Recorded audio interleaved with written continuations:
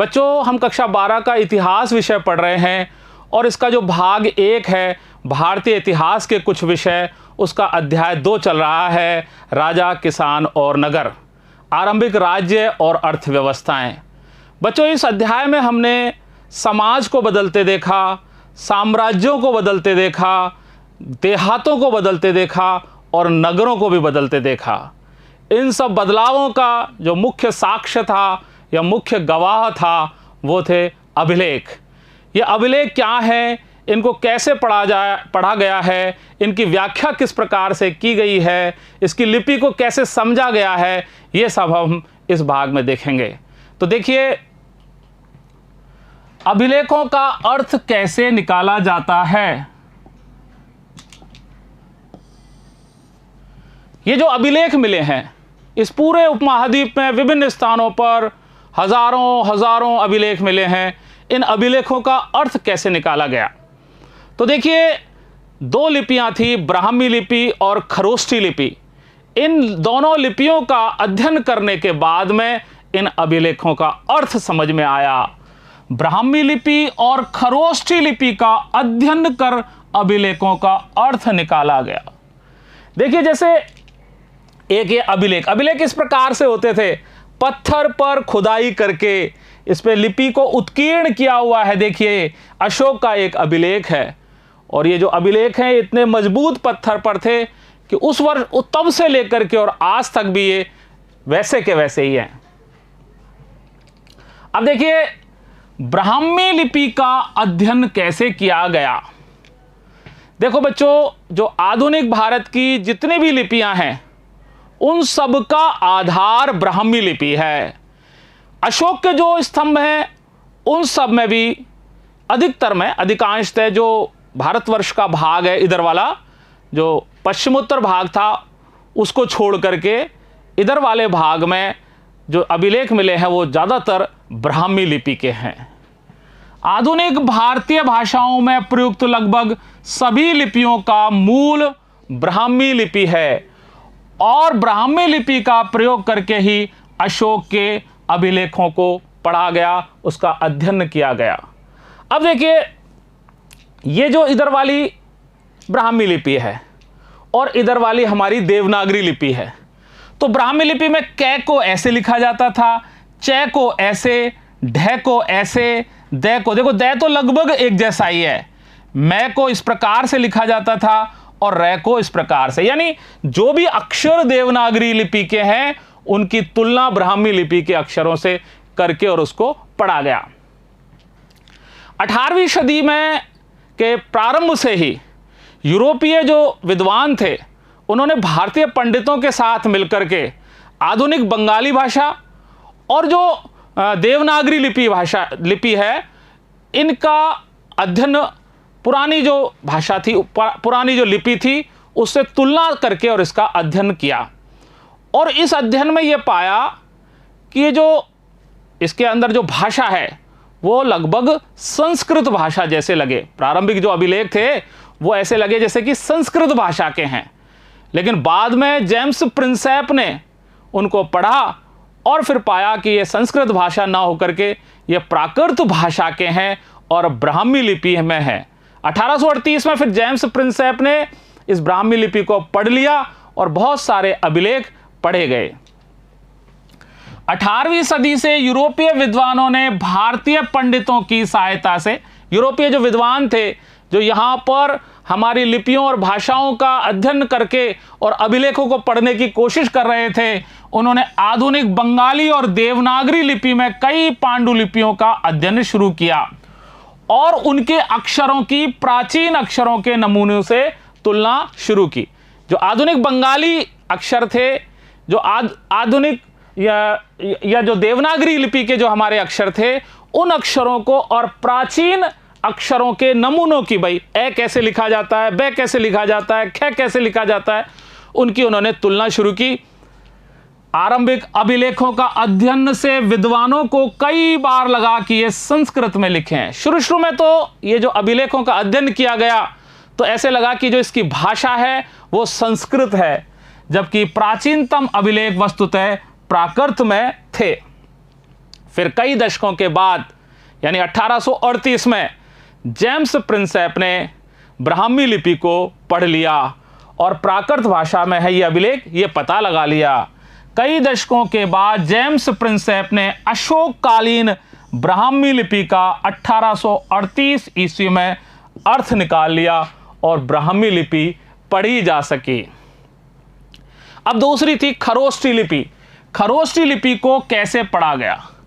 बच्चों देखिए, जो हमारे पश्चिमोत्तर भाग है, अफगानिस्तान वाला भाग, तो उस भाग के अंदर जो अभिलेख पाए गए वो खरोष्ठी लिपि के थे। तो उनको समझने की एक अलग ही कहानी थी। एक्चुअली में वहाँ पर हिंद यूनानी जो शासक थे उनका राज था, जैसे मेनांडर का। उन्होंने वहाँ पर जो सिक्के चलाए, उन सिक्कों में स्वयं के नाम यूनानी भाषा में भी लिखवाए और खरोष्ठी भाषा में भी लिखवाए।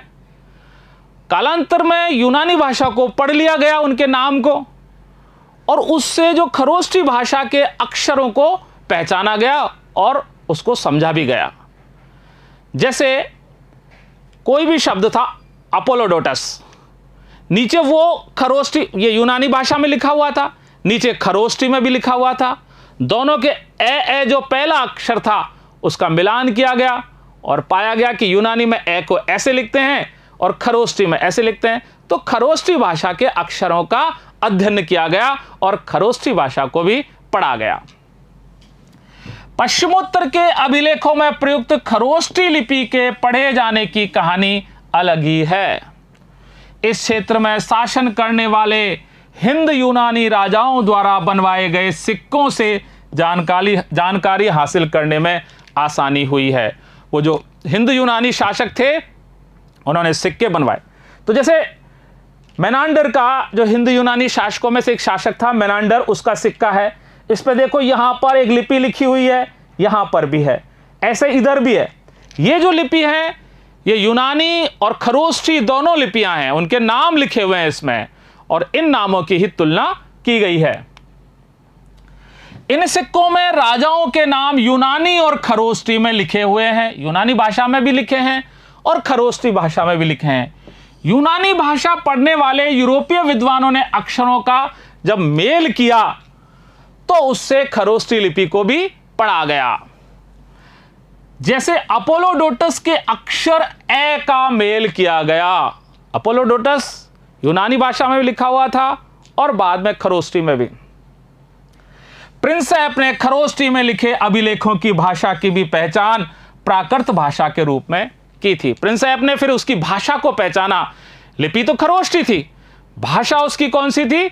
इसकी भी प्राकृत भाषा ही थी। और इस प्रकार से प्रिंसेप ने बड़े बड़े अभिलेखों को पढ़ लिया, इसलिए लंबे अभिलेखों को पढ़ना सरल हो गया।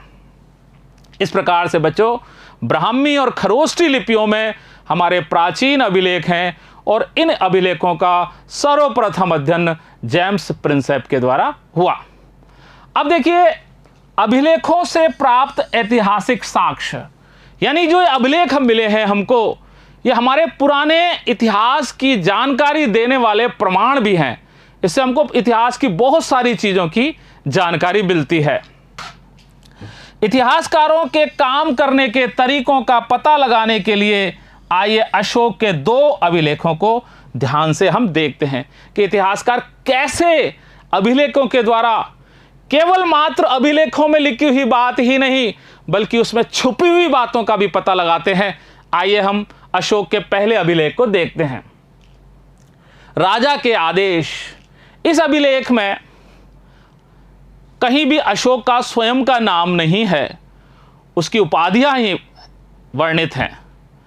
और इस अभिलेख में अशोक ने यह कहा है कि भाई, मुझसे पहले कोई भी व्यक्ति या कोई भी शासक ऐसा नहीं हुआ था वो जनता के सुख दुख का हाल बराबर लेता हो।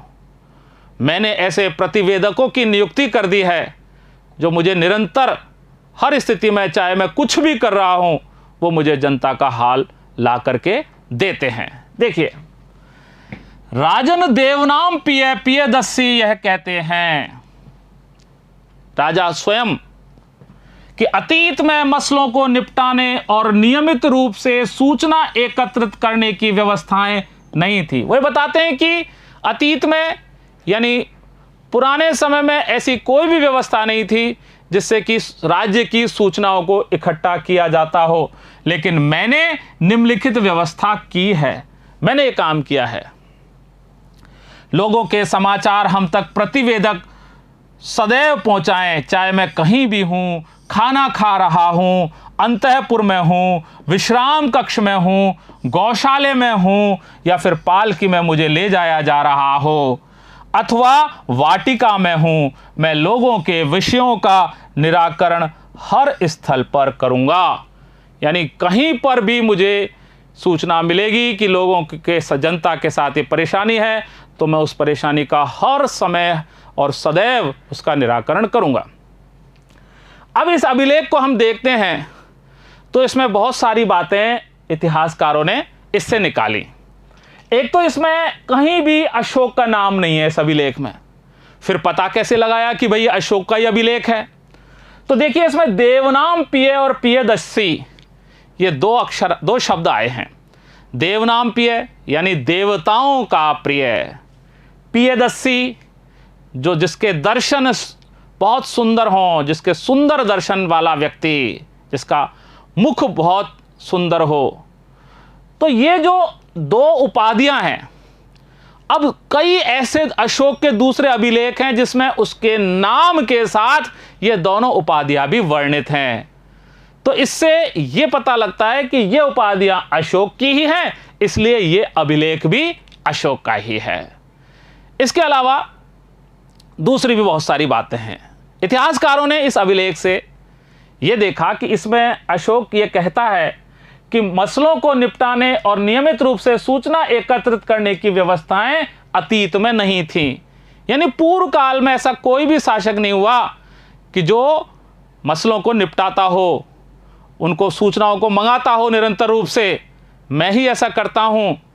तो इतिहासकार कहते हैं कि भाई ये बात बिल्कुल सच है क्या, यह हकीकत है? तो इसके लिए वो अभिलेखों को बार बार पढ़ते हैं, बार बार इससे ये जानने की कोशिश करते हैं कि यही बात सही है क्या।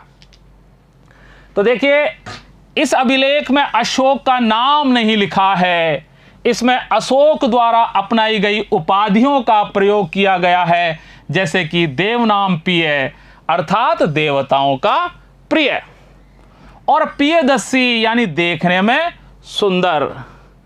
अब अशोक का नाम अन्य अभिलेखों में मिलता है जिसमें उनकी उपाधियां भी, ये वाली उपाधियां उसमें दूसरे अभिलेखों में लिखी हुई हैं। इन अभिलेखों का परीक्षण करने के बाद अभिलेख शास्त्रियों ने पता लगाया कि उनके विषय, शैली, भाषा और पुरालिपि विज्ञान सब में समानता है। यानी जो दूसरे अभिलेख हैं अशोक के और ये वाला जो अभिलेख है, इन दोनों की भाषा भी एक जैसी है, इनकी शैली भी एक जैसी है, इनकी लिपियां भी एक जैसी है, इनकी विषय वस्तु भी एक जैसी है। यानी वो अगर अशोक के अभिलेख हैं तो ये भी अशोक के ही अभिलेख हैं। अतः ये अभिलेख एक ही शासक ने बनवाए होंगे। अब देखिए कि अशोक ने अपने अभिलेखों में लिखा है कि उसके पहले के शासकों ने रिपोर्ट एकत्रित करने की व्यवस्था नहीं की थी। अशोक ने अपने अभिलेखों में लिखा है कि उससे पहले के शासकों ने रिपोर्ट एकत्रित करने की व्यवस्था नहीं की थी। क्या यह अशोक का वक्तव्य सही है? क्या यह अशोक का वक्तव्य सही है? इसके लिए इतिहासकारों को बार बार अभिलेखों के कथनों का परीक्षण करना पड़ता है। इसके अलावा एक चीज और है, आपने देखा था अभिलेख में कि यहां पर देखिए ब्रैकेट है, एक ब्रैकेट में कोई चीज लिखी हुई है। इसका अर्थ यह है कि ये जो वाक्य है वो सही ढंग से समझ में आ जाए, इसलिए जो अभिलेख शास्त्री थे उन्होंने ब्रैकेट में चीजों को लिखवाया। अब ये इतिहासकार इस बात पर भी ध्यान देते हैं कि जो अशोक के जो अभिलेख थे, ये अभिलेख जिनमें संदेश भी थे, जिनमें आज्ञाएं भी थीं, ये विशेष राजमार्गों पर और नगरों में लगवाए गए।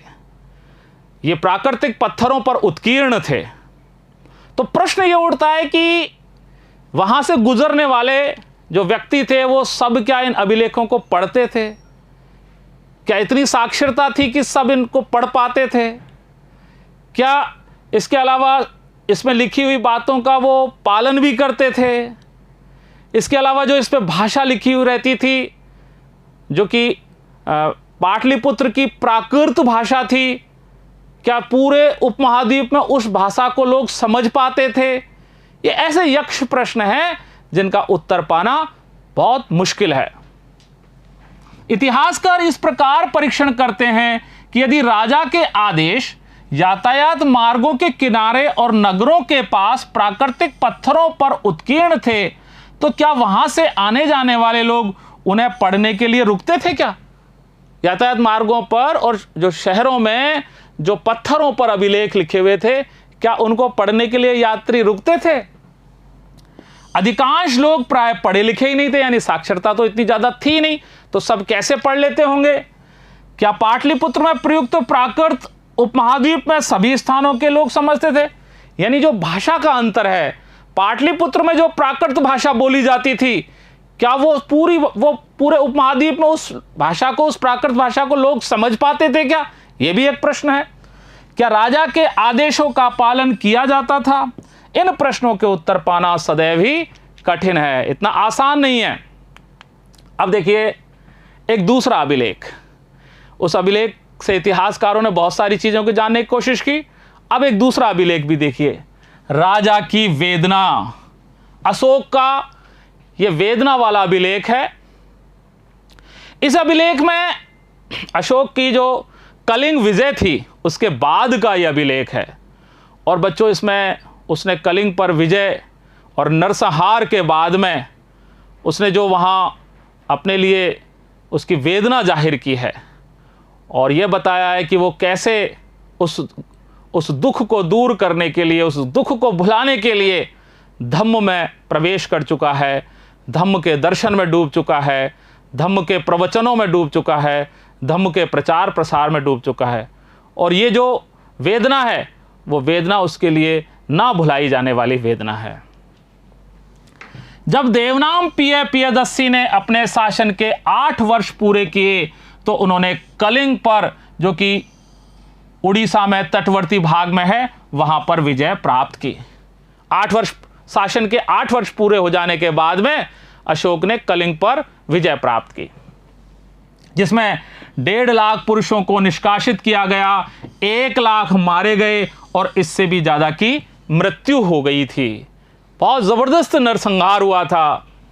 कलिंग पर शासन स्थापित करने के बाद देवनाम प्रिय धम्म के गहन अध्ययन, धम्म के स्नेह और धम्म के उपदेश में डूब गए हैं। अब वो धम्म के अंदर प्रवेश कर गए हैं, बस उसी के बारे में विचार करते हैं और यही उनका एक तरीका है इस वेदना को सहन करने के लिए।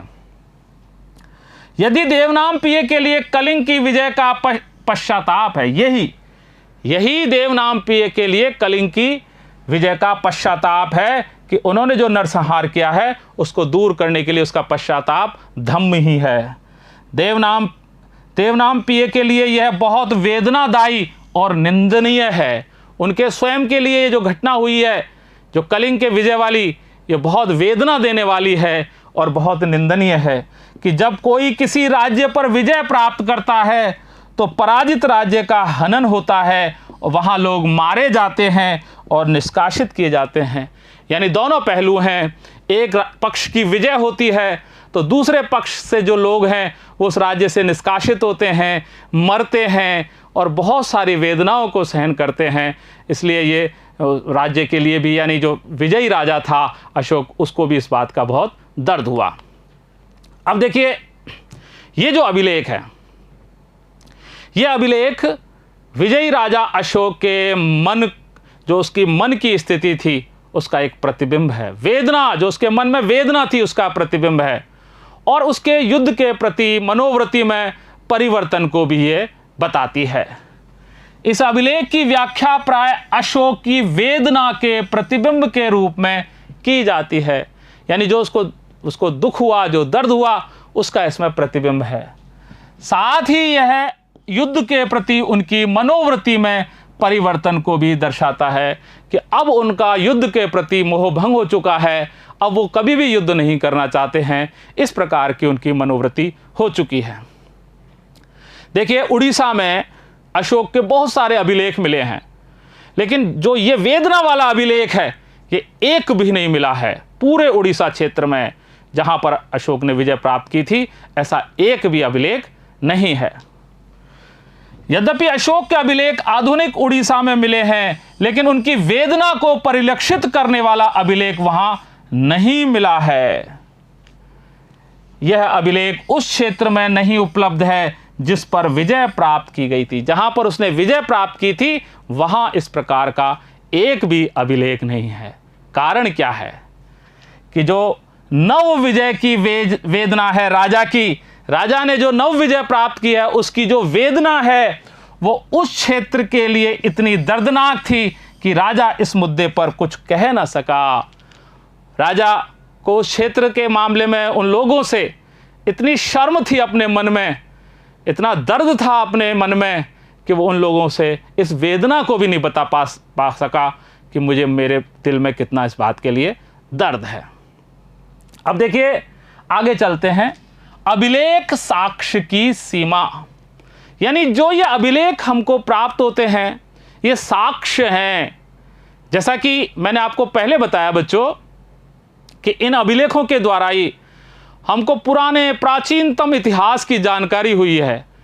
कैसे समाज में, साम्राज्य में, देहातों में, नगरों में कैसे बदलाव आया, वो सारी चीज़ें इन अभिलेखों के द्वारा ही हमको पता लगी है। यद्यपि इसके अलावा साहित्य स्रोतों से, सिक्कों से भी पता लगता है, लेकिन मूलतः हमको अभिलेखों से बहुत जानकारी हुई है। लेकिन इन अभिलेखों से भी जानकारी के भी कुछ सीमाएं हैं, इनसे हर चीज़ की जानकारी नहीं हो पाती। अब सीमाओं में एक चीज़ तो यह आती है कि बहुत सारे अभिलेख ऐसे हैं जिनकी तकनीक ही इस प्रकार की है कि उस पर बहुत ही सूक्ष्म अक्षर या शब्द लिखे हुए हैं। वो पढ़ने में, उस लिपि को पढ़ने में बहुत दिक्कत आती है, वो पढ़े ही नहीं जा पा रहे हैं। तो एक प्रॉब्लम तो ये है। अभिलेखों से प्राप्त जानकारी की भी सीमा होती है, कभी कभी इसकी तकनीकी सीमा भी होती है। अक्षरों को हल्के ढंग से उत्कीर्ण किया जाता है। उन अभिलेखों पर अक्षर बहुत हल्के उत्कीर्ण हैं जिन्हें पढ़ पाना मुश्किल होता है। कुछ अभिलेख ऐसे भी हैं जो नष्ट हो गए, यानी टूट फूट गए, और उनके जो अक्षर हैं वो भी लुप्त हो गए, पढ़े नहीं जा सके। अभिलेख नष्ट भी हो सकते हैं जिनके अक्षर लुप्त हो जाते हैं। एक बात यह भी है कि अभिलेखों में कुछ शब्द ऐसे होते हैं कि उन शब्दों का वास्तविक अर्थ लगाना भी बहुत मुश्किल होता है, क्योंकि ये जो किस समय पर, किस स्थान पर और किस संदर्भ में कहे गए हैं, इनका हमको पता ही नहीं होता है। तो इसलिए उन शब्दों का वास्तविक अर्थ लगाना बड़ा मुश्किल होता है। अभिलेखों के शब्दों के वास्तविक अर्थ के बारे में पूर्ण रूप से ज्ञान हो पाना सदैव सरल नहीं होता, क्योंकि कुछ अर्थ किसी विशेष स्थान या समय से संबंधित होते हैं। अब आगे चलिए, देखिए आप कि हमको ऐसे बहुत सारे अभिलेख प्राप्त हुए हैं, बहुत सारे, लेकिन सभी अभिलेखों को पढ़ा नहीं जा सका है। यद्यपि कई हजार अभिलेख प्राप्त हुए हैं, लेकिन सभी के अर्थ नहीं निकाले जा सके हैं। इसके अलावा बहुत सारे अभिलेख ऐसे भी हैं जो पहले मिले लेकिन कालांतर में वो नष्ट हो गए और आज वो नहीं रहे, यानी हमारे पास वो साक्ष्य खत्म हो गए। इसके अतिरिक्त और अनेक अभिलेख रहे होंगे जो कालांतर में सुरक्षित नहीं बचे हैं, इसलिए जो अभिलेख अभी उपलब्ध हैं वह संभवतः कुल अभिलेखों के केवल अंश मात्र ही हैं। इसके अलावा एक मौलिक समस्या और भी है कि जो अभिलेख हैं ये किसी विशेष समय पर ही या विशेष उपलक्ष्य में ही लिखे जाते थे, और ये जो उस समय की राजनीतिक और आर्थिक स्थिति कैसी थी या उसके आज की राजनीतिक और आर्थिक स्थिति से क्या संबंध रहेगा, इस प्रकार का इसमें कोई भी उल्लेख नहीं होता है। यानी उस समय की राजनीतिक और आर्थिक स्थिति आज के संदर्भ में कैसी है, वो दोनों बिल्कुल अलग अलग हैं। एक मौलिक समस्या और भी है, यह अभिलेख बड़े और विशेष अवसरों का ही उल्लेख करते हैं, बड़ी घटनाओं को, विशेष घटनाओं को ही बताते हैं, और यह जरूरी नहीं है कि जिन्हें हम आज राजनीतिक और आर्थिक रूप से महत्वपूर्ण मानते हैं उन्हें अभिलेखों में अंकित किया गया हो। यानी जो आज राजनीतिक और आर्थिक रूप से महत्वपूर्ण चीज है वो अभिलेखों में आए, ये कोई जरूरी नहीं है। जैसे आज के संदर्भ में देखें हम तो खेती की दैनिक प्रक्रियाएं और रोजमर्रा की जिंदगी के सुख दुख का उल्लेख अभिलेखों में नहीं है, जबकि ये आज के लिए हमारे लिए बहुत महत्वपूर्ण चीजें हैं। इसके अलावा अभिलेख हमें केवल उन्हीं व्यक्तियों के विचार प्रस्तुत करते हैं जो इनको बनवाते हैं। इसके अलावा अभिलेख हमेशा उन्हीं व्यक्तियों के विचार व्यक्त करते हैं जो उन्हें बनवाते हैं। अभिलेख उस समय की राजनीतिक और आर्थिक स्थितियों के भी कोई साक्ष्य प्रस्तुत नहीं करते हैं। अर्थात राजनीतिक और आर्थिक इतिहास का पूर्ण ज्ञान मात्र अभिलेख शास्त्र से नहीं मिलता है। अब देखिए 19वीं सदी तक या 20वीं सदी के प्रारंभ तक आप ये देखिए कि जो इतिहासकार थे उनकी रुचि राजाओं के इतिहास जानने में ही थी। वो राजाओं के इतिहास को ही जानना चाहते थे। 19वीं सदी के आखिरी दशकों में और 20वीं सदी के प्रारंभ में इतिहासकार प्रमुख रूप से राजाओं के इतिहास में ही रुचि रखते थे।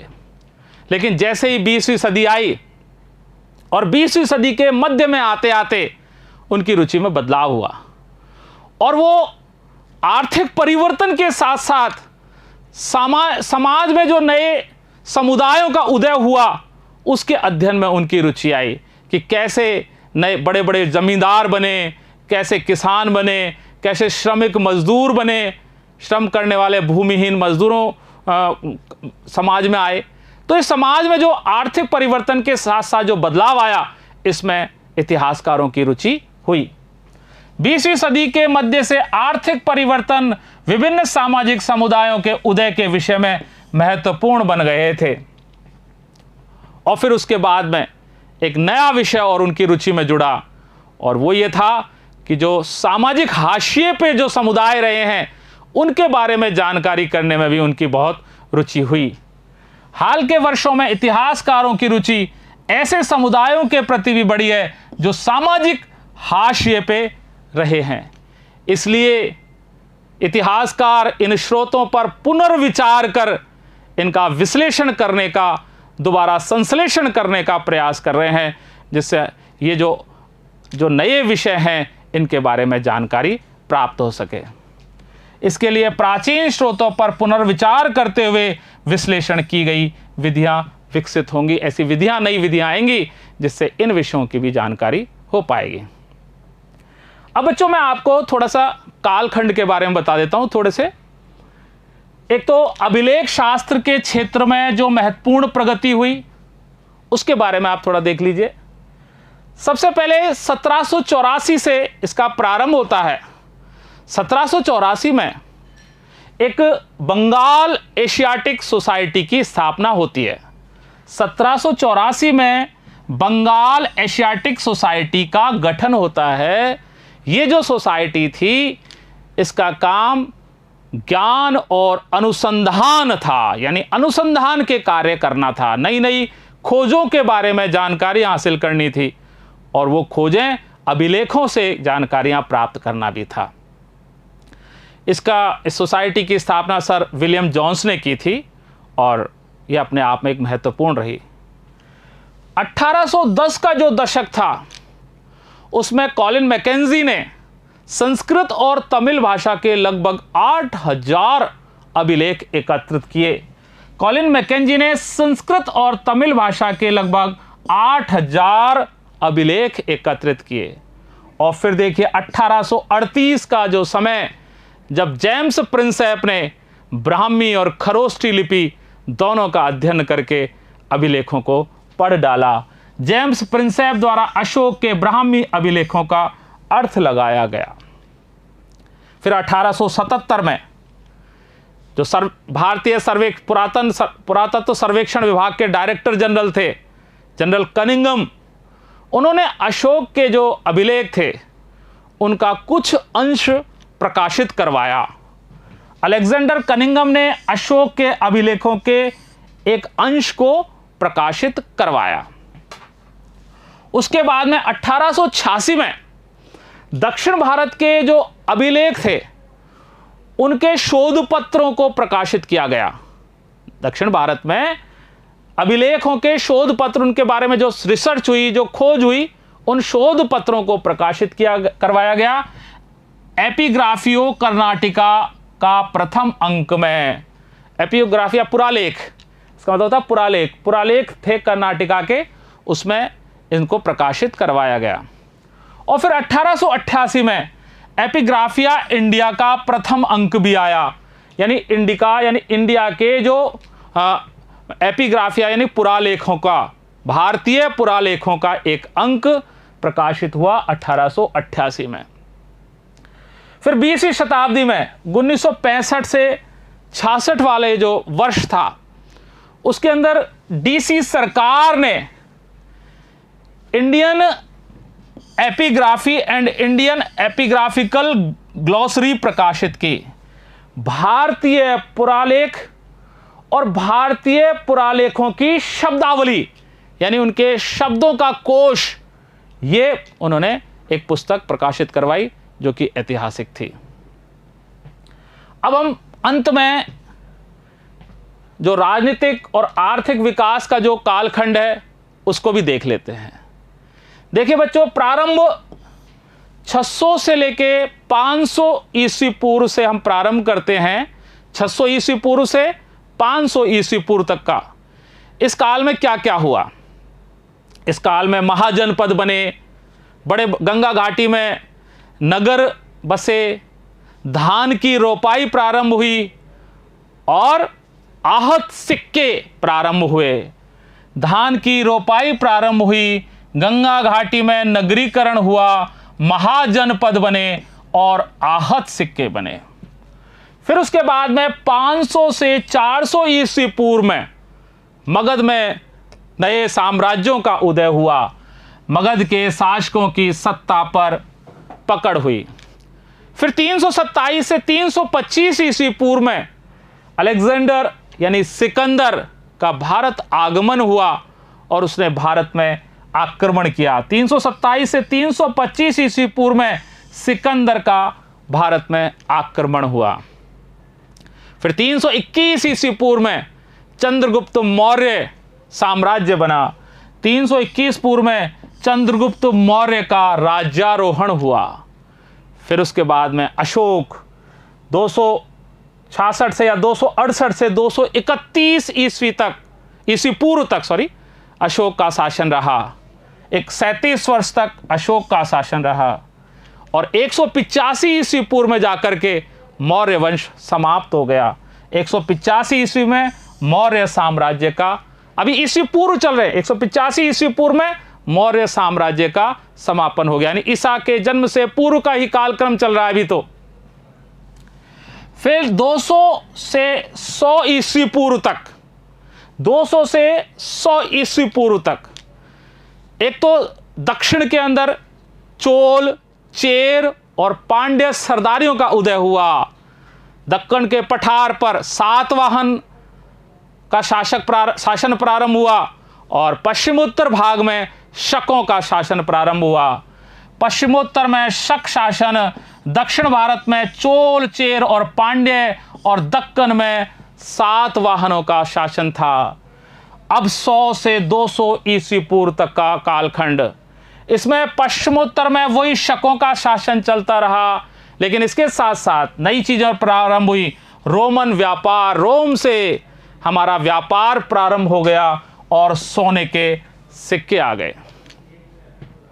अब 78 ईस्वी में जिस वर्ष कनिष्क का राज्यारोहण हुआ वो वर्ष शक संवत के नाम से भी वहां से प्रारंभ होता है, यानी 78 ईस्वी में कनिष्क का राज्यारोहण। अब ईस्वी आ गई, ईस्वी पूर्व के कालखंड समाप्त हो चुका है, ईस्वी में पहुंच चुके हैं हम। 100 से 200 ईस्वी तक सातवाहन और शक शासकों द्वारा भूमिदान के अभिलेखीय प्रमाण मिले हैं। यानी 100 से 200 ईस्वी में सातवाहन शासकों ने और शक शासकों ने जो भूमिदान किए थे उनके प्रमाण मिले हैं। अब प्रारंभ होता है प्रथम और शक्तिशाली शासक चंद्रगुप्त प्रथम का प्रारंभ हुआ। चंद्रगुप्त प्रथम का शासन प्रारंभ हुआ 220 ईस्वी से। इसके बाद में देखिए 335 से 375 तक समुद्रगुप्त का शासन रहा और 375 से 415 तक चंद्रगुप्त द्वितीय, जिसे विक्रमादित्य भी कहा जाता है, उसका शासन रहा। साथ ही साथ दक्कन में वाकाटकों का भी शासन था। फिर 500 से 600 ईस्वी में आ गए हम। 500 से 600 ईस्वी में कर्नाटक में चालुक्यों का उदय हुआ और तमिलनाडु में पल्लवों का उदय हुआ। ये दो नए राज्य उदय हुए, कर्नाटक में चालुक्यों का और तमिलनाडु में पल्लवों का उदय हुआ। अब 600 से 647 ईस्वी तक कन्नौज में हर्षवर्धन का शासन चला और इसी समय ह्वेनसांग भी भारत में आया था और 712 ईस्वी में जाकर के अरबों की सिंध पर विजय हुई। बच्चों, इस प्रकार से हमने इस पूरे अध्याय में 600 ईस्वी पूर्व से लेकर के और 600 ईस्वी तक के सभी चीज़ों का, चाहे साम्राज्यों का, चाहे गांवों का, चाहे नगरों का, व्यापार का, सबका अध्ययन किया। और इसी के साथ यह अध्याय यहाँ समाप्त होता है। अब हम अगले भाग में इसके अभ्यास प्रश्नों को करेंगे। धन्यवाद।